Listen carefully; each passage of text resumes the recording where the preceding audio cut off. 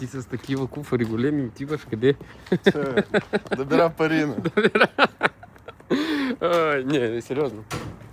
Сериозно? Да. Вчера една партия с бъбрики на Гърция. Само за 10 евро можете да получите от нас реклама. Ако се намирате в София, можем да дойдем и лично. Да поснимаме за вас и за вашия бизнес, да запознаем хората. Минимално 500 хиляди и половина милион хора могат просто да ви видят, да се запознаят с вас. Ако се намирате не в София, можете да ми се обадите, да ми кажете, искам реклама за 10 евро, да?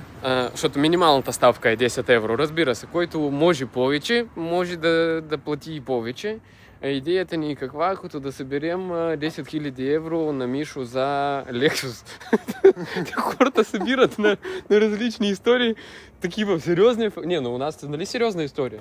Защото ти вече не искаш да се разкарваш на него Форд, където ни кара. И това е.